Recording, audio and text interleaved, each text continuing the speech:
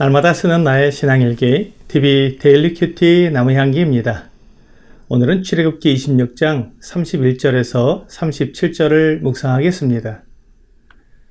너는 청색, 자색, 홍색 실과 가늘게 꼰 배실로 짜서 휘장을 만들고 그 위에 그룹들을 정교하게 수놓아서 금 갈고리를 네 기둥 위에 늘어뜨리되 그 네 기둥을 조각목으로 만들고 금으로 싸서 네 은 받침 위에 둘지며 그 휘장을 갈고리 아래에 늘어뜨린 후에 증거궤를 그 휘장 안에 들여놓으라. 그 휘장이 너희를 위하여 성소와 지성소를 구분하리라. 너는 지성소에 있는 증거궤 위에 속죄소를 두고 그 휘장 바깥 북쪽에 상을 놓고 남쪽에 등잔대를 놓아 상과 마주하게 할지며 청색, 자색, 홍색 실과 가늘게 꼰 배실로 수놓아 짜서 성막문을 위하여 휘장을 만들고 그 휘장문을 위하여 기둥 5을 조각목으로 만들어 금으로 싸고 그 갈고리도 금으로 만들지며 또 그 기둥을 위하여 받침 5개를 노수로 부어 만들지니라. 이제 성막의 중요한 부분들이 거의 다 만들어졌습니다. 오늘 본문은 성막 안에 지성소와 성소를 구분하는 휘장에 대한 부분을 다루고 있습니다. 휘장은 요즘 잘 쓰는 말이 아니고 대신 커튼이라는 외래어가 더 많이 사용되고 있습니다. 성막은 2개의 방으로 이루어져 있는데 첫째 방이 성소입니다. 그리고 안쪽에 있는 두 번째 방이 지성소입니다. 이 방들의 이름에서부터 이곳이 어떤 곳인지 짐작할 수 있습니다. 성소는 거룩한 방이라는 뜻이고 지성소는 지극히 거룩한 방이라는 뜻입니다. 성소도 거룩한데 지성소는 얼마나 더 거룩하겠습니까? 성소는 제사장들이 들어가서 하나님을 섬기는 방입니다. 지성소는 하나님께서 이스라엘 가운데 거하시는 곳입니다. 이곳에는 1년에 한 번 속죄일 절기에 대제사장이 희생제물의 피를 가지고 들어가서 언약궤 위에 덮개인 그 속죄소에 그 희생제물의 피를 뿌림으로 이스라엘 민족의 죄를 용서받는 곳입니다. 성소에는 분향단과 등잔대와 떡상이 있어서 날마다 제사장들이 들어가서 각자가 맡은 역할을 하여 하나님께 분향하기도 하고 또한 등잔대의 불을 점검하고 관리합니다. 그리고 안식일마다 떡상 위에 진설병 12개를 바꾸는 일을 합니다. 이렇게 성소와 지성소의 역할이 구분되어 있으므로 성소와 지성소를 구분하는 휘장이 필요했습니다. 하나님은 이 휘장을 청색, 자색, 홍색 실과 가늘게 꼰 배실로 짜서 만들라고 하셨습니다. 그리고 그 휘장을 만들 때 하나님 앞에서 섬기는 천사를 정교하게 수를 놓아 만들게 하셨습니다. 이 휘장을 걸어놓을 수 있도록 기둥 4개를 조각목으로 만들고 겉을 금으로 싸고 은받침 4개를 만들어 그 위에 기둥을 놓고 금 갈고리를 만들어서 그 갈고리에 휘장을 걸어두게 하셨습니다. 이 휘장이 성소와 지성소를 구분하는 막이 되는 것입니다. 하나님은 이스라엘 가운데 계셨지만 휘장에 둘러싸여 계신 것입니다.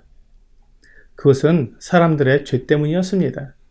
하나님의 거룩하심은 죄를 용납할 수 없습니다. 그래서 하나님은 휘장으로 하나님의 영광을 가리셔야 했습니다.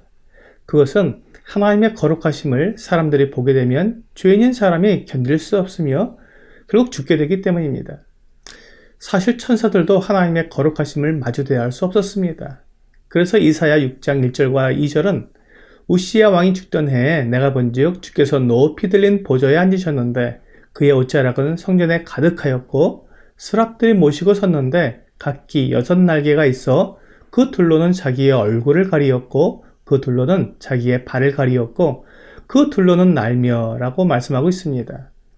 하나님의 임재에 가장 가까이에 있는 천사 스랍들도 얼굴과 발을 가리고 하나님께 거룩하다고 노래하며 날고 있습니다.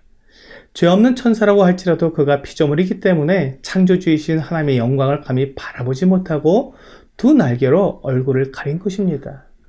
그리고 이 영광스러운 하나님의 모습을 환상으로 본 이사야는 자신이 망하게 되었다고 말했습니다. 이사야 6장 5절입니다. 그때 내가 말하되 화로다 나여 내가 망하게 되었도다. 나는 입술이 부정한 사람이요 나는 입술이 부정한 백성 중에 거주하면서 만군의 여호와이신 왕을 배웠음이로다 하였더라. 이사야는 하나님의 영광을 보게 되었으므로 그가 죽게 되었다고 말한 것입니다. 그가 죄인이고 그가 죄악 가운데 있는 사람이었기 때문에 거룩하신 하나님을 배웠으니 그가 죽게 되었다고 생각한 것입니다.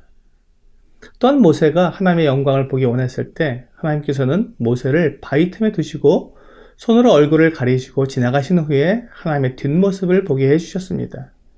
출애굽기 33장 22절과 23절입니다.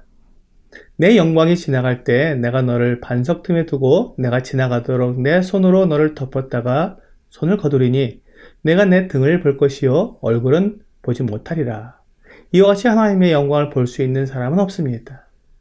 그래서 하나님은 지성소와 성소 사이에 휘장을 들이우신 것입니다.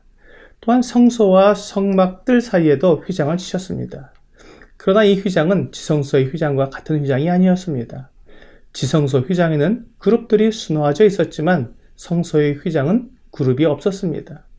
그리고 지성소 휘장은 기둥 받침이 은으로 되어 있었지만 성소 휘장은 받침이 노수로 되어 있었습니다.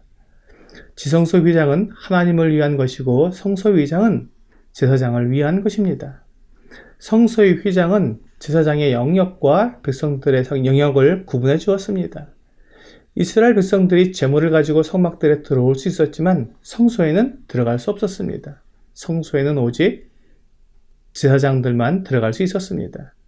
하나님께서 이렇게 여러 가지 재료들로 성막을 만드시고 특히 휘장으로 가린 그 작은 지성소를 만드셔서 그곳에 계셨습니다. 온 우주와 천지를 만드신 영광의 하나님께서 그 작고 좁은 지성소에 계신 것은 이스라엘 백성들과 함께 하시기 위함이었습니다.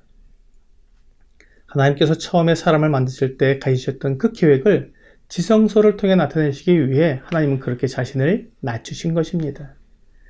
다윗은 이 휘장 가운데 계신 하나님을 기억하면서 이렇게 말했습니다. 역대상 17장 1절입니다. 다윗이 그의 궁전에 거주할 때 다윗이 선지자 나단에게 이르되 나는 백향목 궁에 거주하거늘 여호와의 언약궤는 휘장 아래에 있도다. 자신은 백향목으로 만든 화려하고 커다란 궁에 거주하지만 만군의 하나님께서는 휘장 아래에 있었던 것을 기억하며 그 마음에 무거움을 느꼈던 것입니다. 오늘의 적용 질문을 보겠습니다. 하나님께서 이스라엘 백성들과 함께 하시기 위해 지성소에 계셨다는 사실에서 어떤 교훈을 받습니까? 하나님은 사람을 미워하시거나 사람을 멸망시키시고 싶어 하시는 분이 아니라 사람들과 함께 교제하며 지내기를 원하십니다. 그래서 작은 골방 같은 지성소에 임재하셔서 이스라엘을 만나주셨습니다. 오늘 나와 함께 지내며 나와 교제하기를 원하시는 하나님의 마음을 알고 하나님 앞으로 나아가는 여러분과 제가 되기를 주 예수님의 이름으로 기도합니다.